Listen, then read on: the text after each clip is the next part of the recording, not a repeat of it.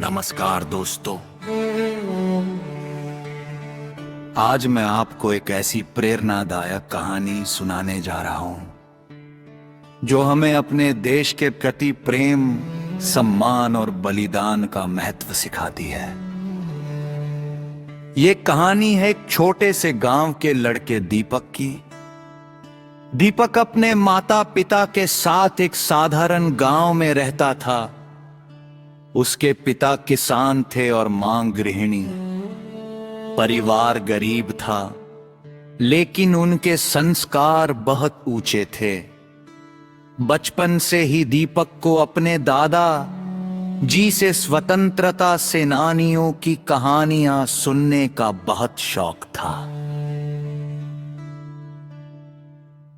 हर शाम दादाजी उसे महात्मा गांधी, भगत सिंह, चंद्रशेखर आजाद, नेताजी सुभाष चंद्र बोस और रानी लक्ष्मीबाई के बलिदानों की कहानियां सुनाते थे।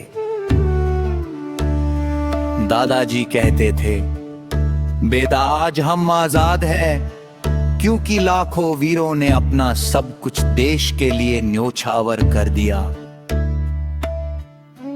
दीपक बड़े ध्यान से उनकी बातें सुनता और सोचता कि आखिर देश के लिए इतना बड़ा बलिदान कैसे दिया जा सकता है।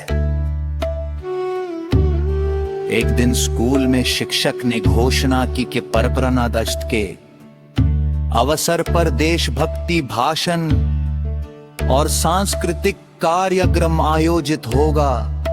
सभी बच्चों को भाग लेने के लिए कहा गया। दीपक ने भी अपना नाम लिखवा दिया।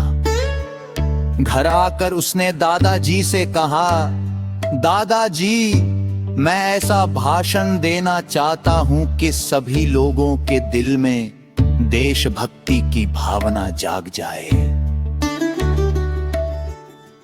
दादाजी मुस्कुराए और बोले, भाषण तभी प्रभावशाली होगा जब उसमें सच्चाई और भावना होगी। इसके बाद दादाजी ने दीपक को स्वतंत्रता संग्राम की कई घटनाएं बताए। उन्होंने बताया कि कैसे भगत सिंह ने हंसते हंसते फांसी का फंदा चूम लिया था, कैसे चंद्रशेखर आजाद ने अंग्रेजों के सामने आत्मसमर्पण नहीं किया, कैसे लाखों लोगों ने जेलें भरीं और अत्याचार सहे। दीपक ये सब सुनकर भावुक हो गया। कपड़े जगस्ताने में अब केवल कुछ दिन बाकी थे। वह दिन रात मेहनत करके अपना भाषण तैयार करने लगा। आखिरकार 15 अगस्त का दिन आ गया। पूरा गांव और स्कूल तिरंगे के रंगों से सज चुका था। चारों ओर भारत माता की जय और वंदे मातरम के नारे गूंज रहे थे। स्कूल के मैदान में सभी छात्र, शिक्षक और गांव के लोग एकत्र हुए। मुख्य अतिथि के रूप में एक सेवानिवृत्त सैनिक आए थे जिन्होंने कई वर्षों तक देश की सेवा की थी। सबसे पहले ध्वजारोहण हुआ। जैसे ही तिरंगा आसमान में लहराया, सभी ने राष्ट्रगान गाया। वह दृश्य इतना भावुक था कि कई लोगों की आंखों में आंसू आ गए। अब बच्चों के कार्यक्रम शुरू हुए। किसी ने गीत गाया, किसी ने नृत्य प्रस्तुत किया। फिर दीपक का नाम पुकारा गया। वो मंच पर पहुंचा। उसने सभी को प्रणाम किया और बोलना शुरू किया, मेरे प्यारे देशवासियों, आज हम जिस आजादी का आनंद ले रहे हैं वो हमें यूं ही नहीं मिली। इसके लिए लाखों वीरों ने अपने प्राणों का बलिदान दिया है। जब हम आराम से अपने घरों में सोते हैं, तब हमारे सैनिक सीमा पर जागते हैं।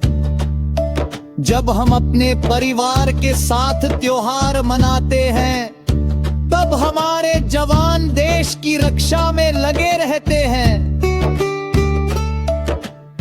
हमें केवल 15 अगस्त और 25 जनवरी को ही नहीं, बल्कि हर दिन देश के प्रति अपना कर्तव्य निभाना चाहिए।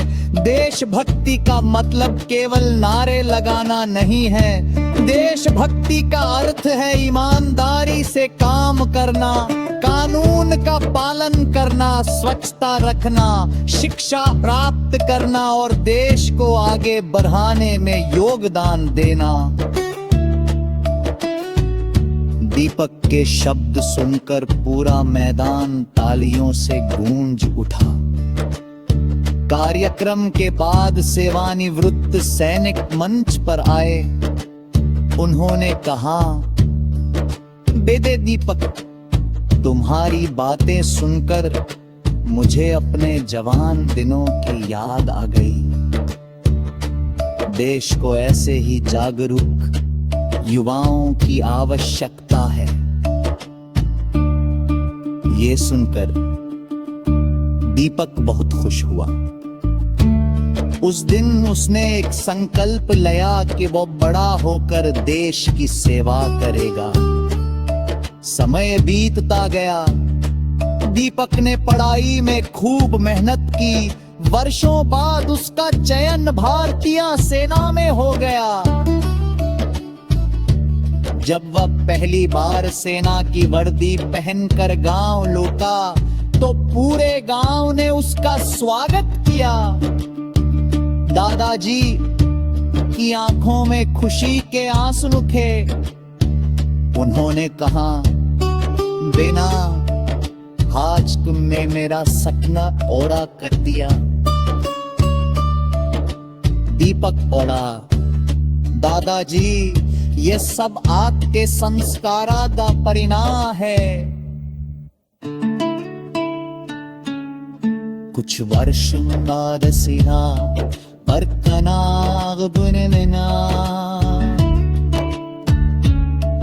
दीपक और उसकी ककरी को देश की रक्षा के लिए भेजा गया। कठिन परिस्थितियों में भी उन्होंने बातें से